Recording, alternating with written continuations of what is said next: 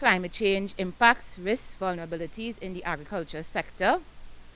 As it relates to this topic or this module, we'll be looking at two key areas. So we're looking at the key climate change impacts in the agriculture sector, and then we're going to look at risk and vulnerability assessment on agriculture. So the first section. So when we talk about agriculture, we're thinking about it in a broad sense. We're covering areas such as forestry, fisheries, agriculture, land and water, agro-industries, the environment, rural development. Those areas we're covering. All right. So when we think about climate change impacts, agriculture represents about 4.3% of the gross domestic product.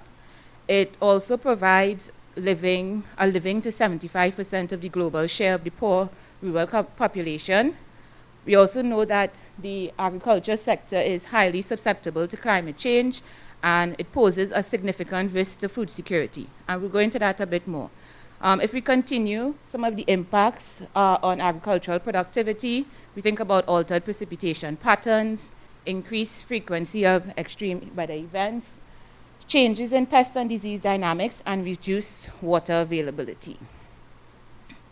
So on the screen right now, we have a figure that represents a progression as it relates to the impacts. So some of the impacts on the top, climate change affects these different items. So it affects temperature, the precipitation, climate extremes, extreme weather, which in turn has an impact on production systems, so the water availability. We think about pests and diseases. We also think about soils and cultivation zones and other areas. And in turn, this translates into socioeconomic impacts, impacting farmers' livelihoods. We think about the food supply as well as dietary habits of persons. Sorry.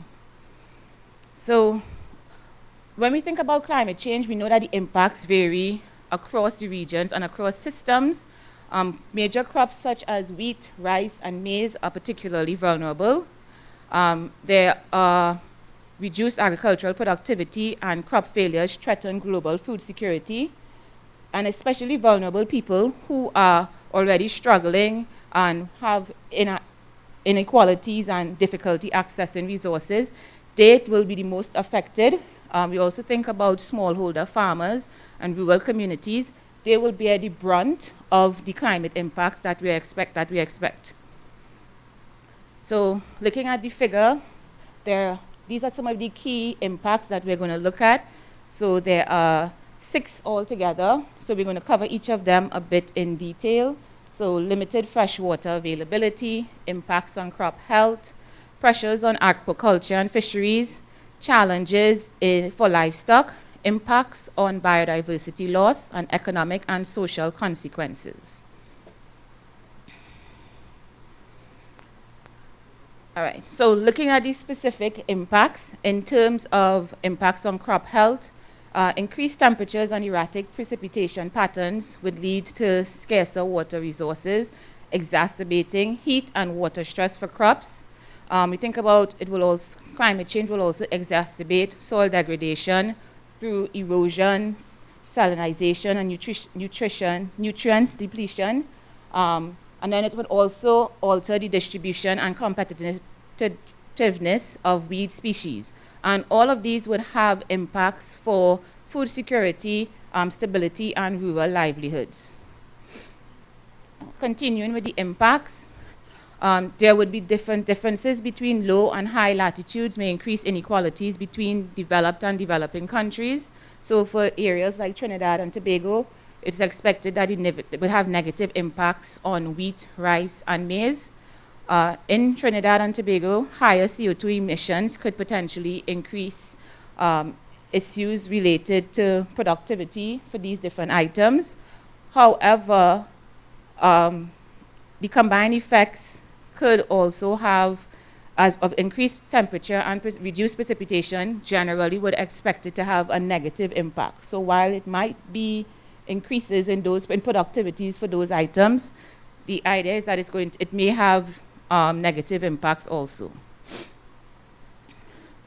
All right, so When we think about climate change, one of the most widely recognized impacts we know about would be changes in the temperature that occur. So these increases in the temperatures tend to lead to higher water demand and reduced soil moisture, which would stress the agricultural systems. We think about the heat stress during critical growth stages would accelerate the crop development, reduce flowering, increase water demand, resulting in lower yields and poor crop quality. And we also think that the higher temperatures will limit the fresh water availability for crops, which would again negatively affect the crop's health and the output that is expected.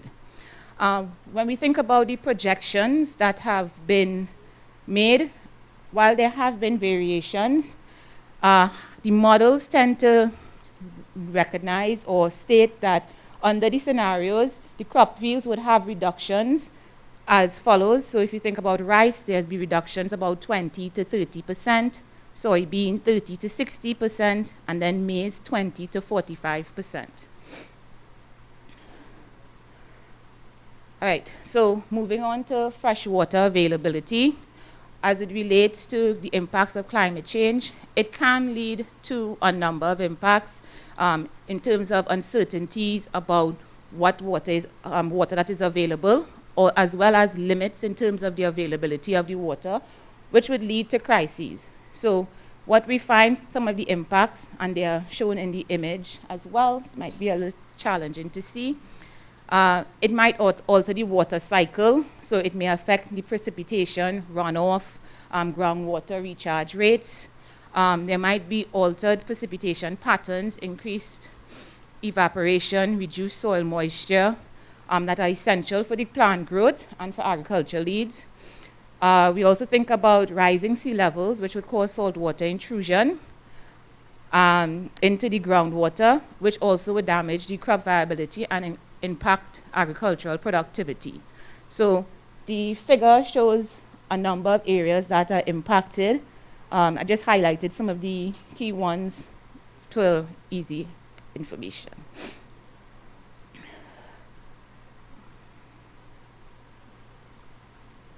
Right.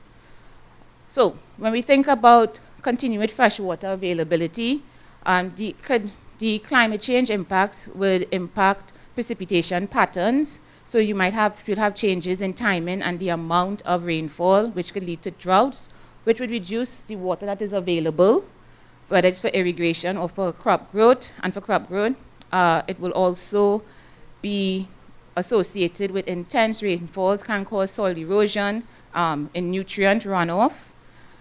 Additionally, lead to increases in the frequency and the intensity of extreme weather events. So we think about hurricanes, floods, heat waves, damaging crops. It would also impact the infrastructure, irrigation systems, and then also disrupting the production and our supply chain as it relates to agriculture. So changes in temperature and precipitation as well can reduce the water quality. And this would be due to increased contamination from pollutants, and this poor water quality would affect the crop health, human health, livestock, and again, all of it contributing to reduced productivity and as well increasing our water treatment costs.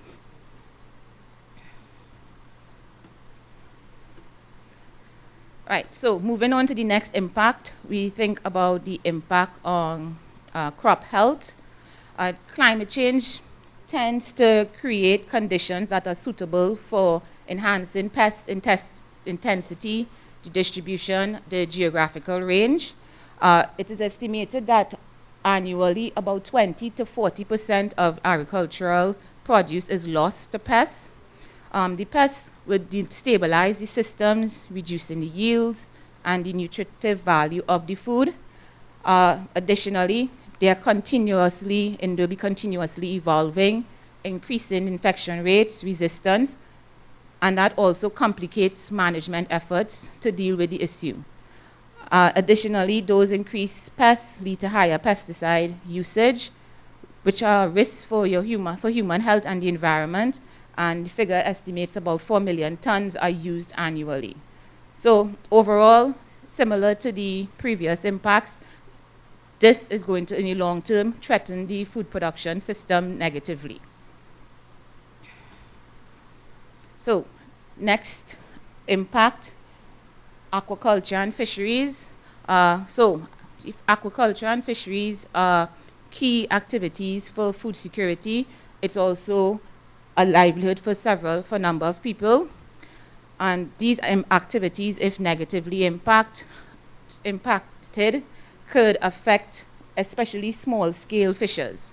So some of the impacts that we think about are the rising temperatures, which affect growth, water acidification, which affects marine biodiversity and its essential resources.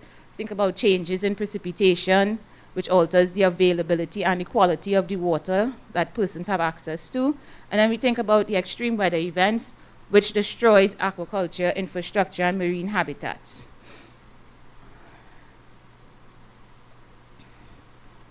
Okay, so next impact, the impacts on livestock. Similar to the fisheries and aquaculture, livestock are an important source of nutrients, proteins for persons. It's also a livelihood option for people.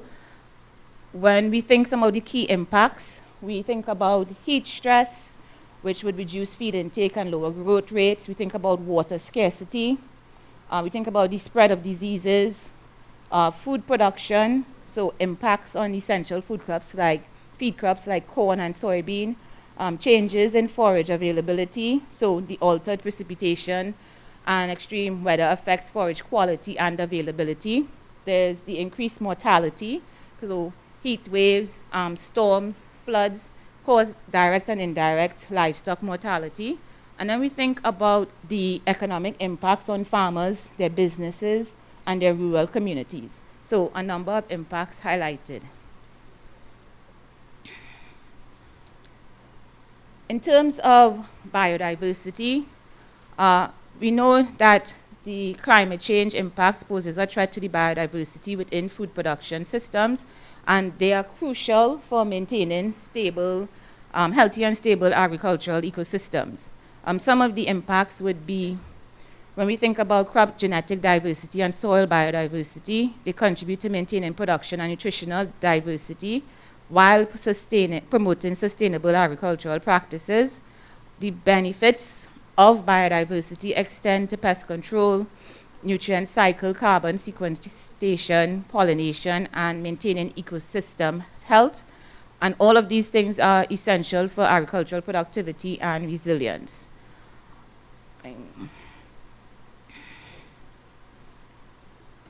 So continuing with biodiversity, we think about pollination services. The climate change will also affect the pollinators, and it makes changes in the ranges, the abundances, the seasonal activities of these pollinators. So we think about pollinators like bees, butterflies, which facilitate pollination. They are essential for food production and nutritional diversity. The data suggests that over three-quarters of the leading food crops rely on the pollinators, and climate change will affect or disrupt the pollinators' activities, their patterns, and how they and their behaviors. All right, so the last item is the socio impacts. So I talked about a number of impacts which would have extreme adverse effects on the socioeconomics, thinking about persons' income, what is available for resources. We also need to think about the impacts generally in terms of the general population for food price increases, which take place as climate change creates scarcities, so whether it's water, the land that is available, the accessible energy, which leads to food insecurity. And it also makes investments in agriculture riskier and insurance more expensive. What that tends to do is it might limit the adoption of new technologies in the sector, and it would also prevent adaptation.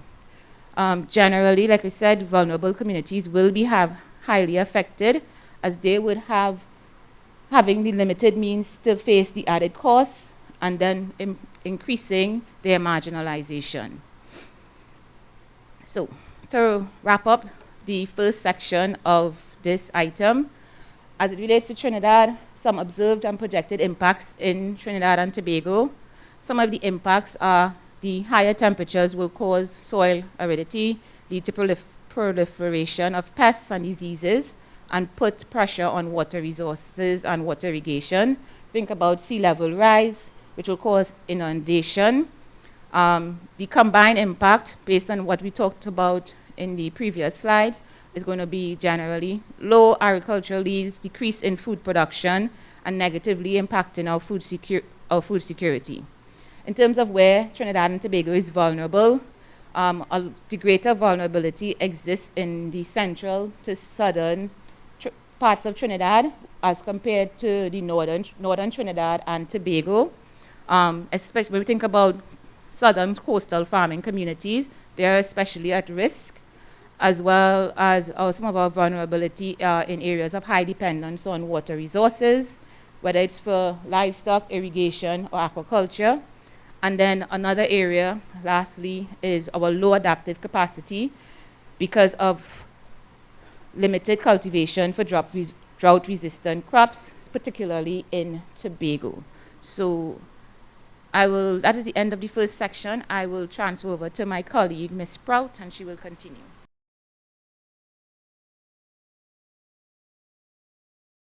When we think of agriculture from the Trinidad perspective, we have to understand the role that agriculture plays and how these risks and vulnerabilities can affect us within the short term and the long run. So in Trinidad and Tobago, the agriculture sector faces a series of challenges that can threaten its productivity as well as consequently its competitiveness and the development of the sector locally. So when we think of the competitive nature, our role, both regional and international, and our ability to actually produce the products that is needed at the level in which it is demanded. Exposure refers to the presence of people, livelihoods, species, or ecosystems, environmental functions, services and resources, infrastructure and economic, social and cultural aspects in places and settings that could be adversely affected by climate change. So based on our presentations from yesterday and earlier on this morning, we understand that climate change is very dynamic and it can affect varying areas. So if we look at figure 1, so let me just amplify that a bit for you. Right. We understand that different exposures will have different effects on the overall agricultural sector, and of course, this will in turn have a ripple effect for different sectors as well as individuals and their accessibility. So when we think of vulnerability in climate change refers to the climate changes and is a very complex interplay between a system's exposure and its level of sensitivity to these changes that would occur within the climate and its impact and capacity to be able to function under such changes. So when we look at this example, so some exposures indicators that should measure the greatest or least presence of agriculture within a given sector, and of course with here we're focusing on Trinidad and Tobago. So the sensitivity, we think of examples such as a crop surface within the coastal areas, the production cost per farmer. So of course we understand that generally farming has a measure of cost attached to it, and with the impact of climate change, this now amplifies the cost because now farmers have to identify adaptive measures that can be put in place, whether it's to address issues such as prolonged dry periods or extreme flooding in periods of excessive rain. As well as we have to take into consideration the impact of climate change on the low-income farmers. So these individuals are already at a disadvantage because of reduced income access, and this can now affect their ability to withstand climate change changes that are occurring quicker than they can adapt. And of course, seasonal crops, we know that some crops will strive within certain conditions more than other conditions, and this will affect the ability for farmers to produce on demand, and as well as for customers to access these goods and services within the time frame in which they are usually accessible. So areas covered by the vegetation can also be affected, and of course we know that pesticides, plagues, etc. can also affect the productivity and accessibility of healthy, safe products and produce that is made available to customers by these farmers. So adaptive capacity, we want to look at measures that can aid in addressing these climate changes impacts and ensure that farmers are aware what are some of these adaptation measures that can be implemented and how the climate change can affect them directly. So taking into consideration factors such as land use planning, meal programs, food banks, etc. All of these are some adaptive capacity measures that we can account for. And then there's always the access of technology, and this can aid with dealing with climate change impacts within the agricultural sector. So of course, looking at forecasting and early identification and flood warnings, as well as providing early warning systems as it relates to prolonged periods of dry spells, etc., can also enhance this adaptive capacity. And of course, economics. We know that finances play a significant role. So of course, having this economic capacity at the agricultural sector can also aid in improving and adapting and aiding farmers to better weather these climate changes and this overall impacts on their produce and production. So when we think of the sensitivity aspect, it is the magnitude of the direct and indirect effects of climate change or extreme weather patterns that can affect factors such as social, economic, and environmental. Right, taking into consideration these patterns of development as well as access to natural resources, the dependency on agriculture in certain areas can also have an overall impact and influence on the outcome of farmers and the influence of climate change on the whole.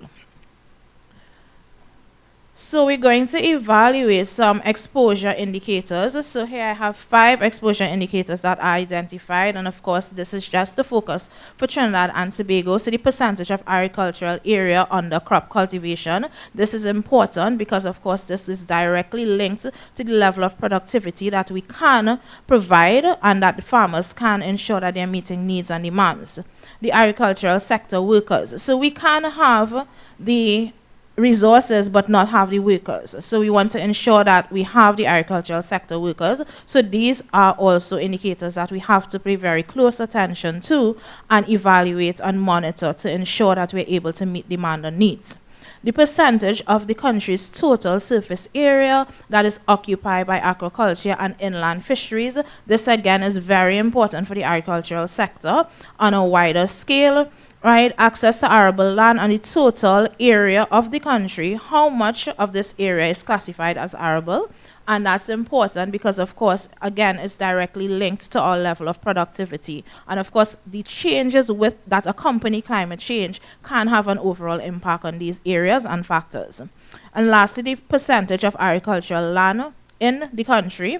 So taking into consideration agricultural land, this refers to the share of land area that is arable under certain crops as it relates to certain areas. So I'm going to just amplify this table again. So if we look at exposures, we have people, livelihoods, ecosystems, infrastructures, and of course other factors that we have to account for.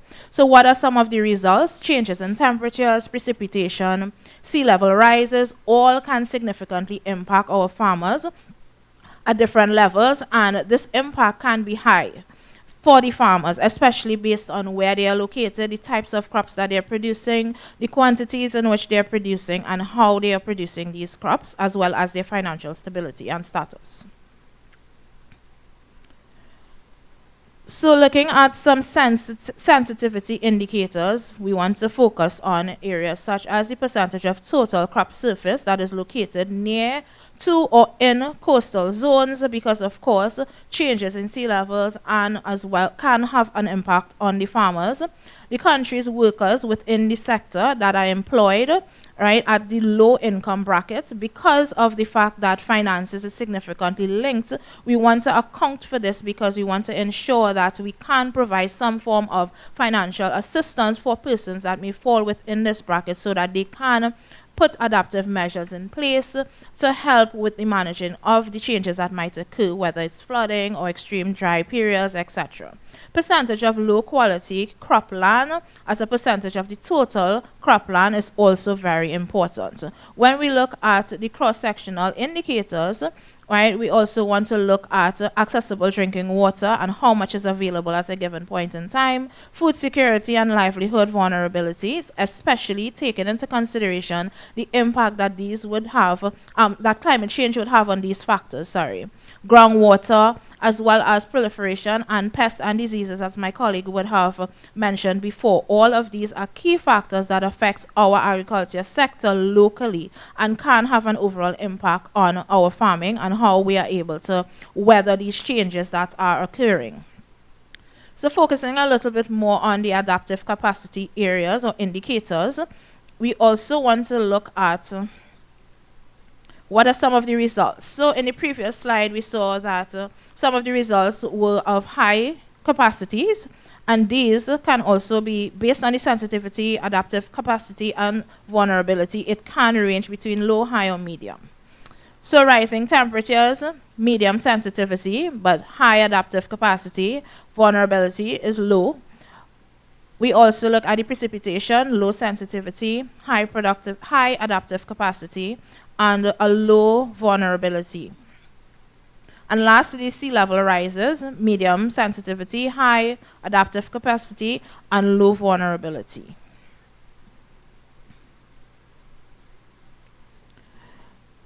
So like I mentioned before, some of these different adaptive capacity areas can affect our overall production and the percentage of how much our farmers are able to provide. So the percentage of high-income farmers, number of crop warehouses is also important. The percentage of inland crop surface, the weight of the agriculture over the GDP is also some of the adaptive capacity indicators that we want to focus on. And then we have our cross-sectional indicators such as a household with improved sources of water supply, availability of up-to-date and accurate climate data, as well as early warning systems that can be implemented and monitored and maintained within different areas as well, just to name a few.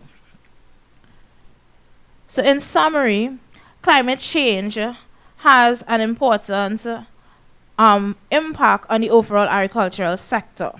And some of the most significant impacts affect our freshwater availability, crop health, aquaculture and fisheries, livestock, biodiversity, as well as the socioeconomic conditions. Now, when we zero in into Trinidad and Tobago, we understand that being a small island developing state, these challenges can be amplified.